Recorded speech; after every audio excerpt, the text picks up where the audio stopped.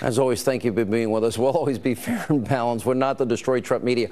All right, Laura Ingraham, I'm going to give her some of my time, is next. Apparently, there's something you got planned. Whatever it is, go. Well, first of all, Hannity, you just did the hit list. I haven't heard Acorn and Bernadette Dorn. I haven't heard those names.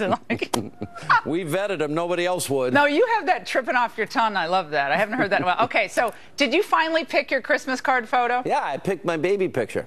Oh, you did? Okay, that was adorable. You were throwing Cheerios at your siblings. Yeah. Go ahead. So I love that. I love the New York Times piece, by the way. It was actually pretty fair. I thought it was a good piece about you. I thought it was a great piece. Very nice. I appreciate it. Yeah, it was good. I liked the cover picture photo. was the best. It was very emotional. But now, Sean, I have my own Christmas card quandary.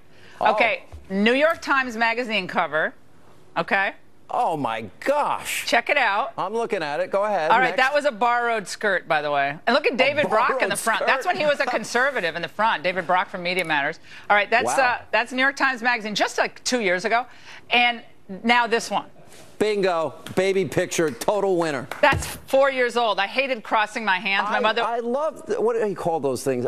Pigtails. Pigtails. I love that. I tried to get the makeup and hair people to do it tonight, but they just couldn't get it done. So we tried to get it done. But all right, Sean, you helped me out again. I'm picking the pigtail one. All right, I'm doing it, my friend. Great to see you. Great show. Have a good show.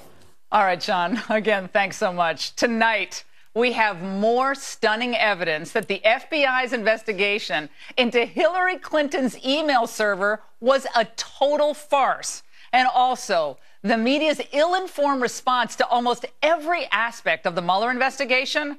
And finally, a major Supreme Court win for President Trump. Together, they're the focus of tonight's angle.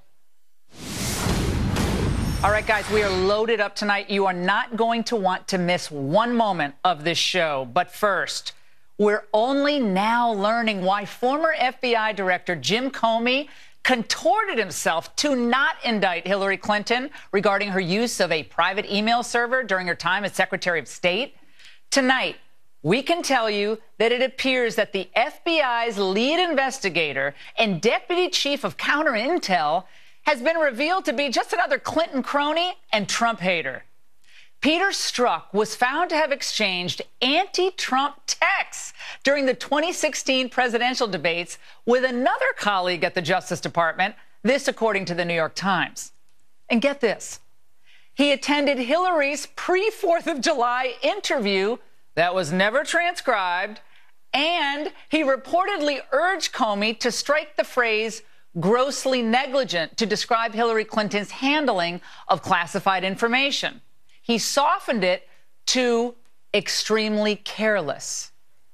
Although we did not find clear evidence that Secretary Clinton or her colleagues intended to violate laws governing the handling of classified information, there is evidence that they were extremely careless in their handling of very sensitive, highly classified information.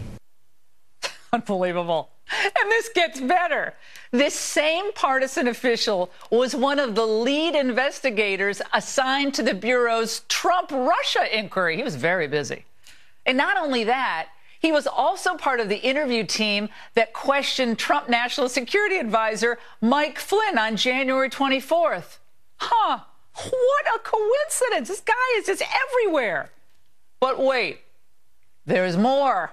Mr. Strzok is a pal of Comey's. He wasn't taken off the case by special counsel Robert Mueller until this past summer in July. So why the heck didn't Mueller inform the public, given the stakes involved and the need for public trust in this investigation? Why didn't he tell anybody? This guy was writing anti-Trump texts during the debates. So much for transparency.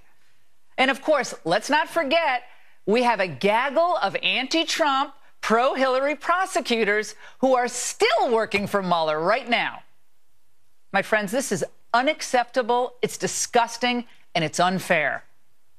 Tonight, I urge the DOJ's Inspector General, who seems like a terrific guy, Michael Horowitz, to release a full transcript of Mr. Strzok's texts, and maybe even those of other key Clinton and Russia investigators. Now remember, this is the same man who helped lead the investigation into the so-called Trump-Russia collusion, this Mr. Strzok character. I have a question.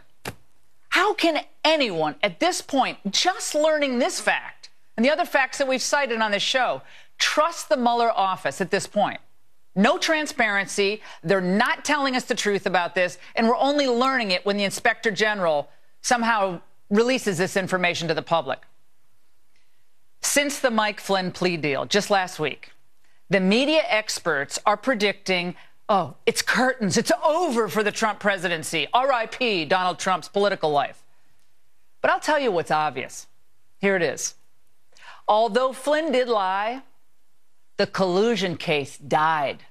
So now they're on to the so-called obstruction of justice case against President Trump. The experts think it's all cut and dried. Just by the public record, there's one piece of evidence for obstruction of justice after another, and this seems to be Exhibit 1. That seems to be in the territory of obstruction of justice. I think what we're beginning to see is the putting together of a case of obstruction of justice. Oh, move over, F. Lee Bailey. Now, so how worried should Trump be at this point? Well, time will tell. We don't really know at this point. But consider that the media and legal and political experts who are predicting Trump's impeachment, they also predicted this about the president's travel ban.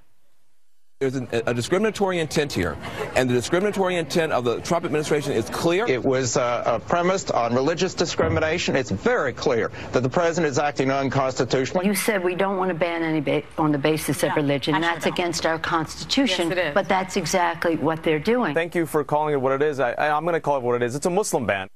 Well, today, a refreshingly sane order by the Supreme Court on President Trump's so-called travel ban of 6 mostly Muslim countries. Well, the court declined to halt the ban despite rulings in 2 different lower courts.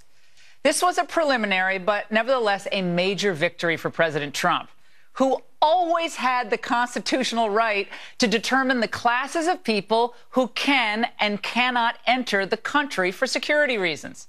Now, once again, the experts are wrong. And while the media has a case of the vapors, a total meltdown over Flynn's cooperation with Mueller, the president is racking up win after win. Tax cuts are coming, retail is soaring this Christmas season, the market is way up, and now a key win at the Supreme Court. And it's only Monday, my friends, and that's the angle.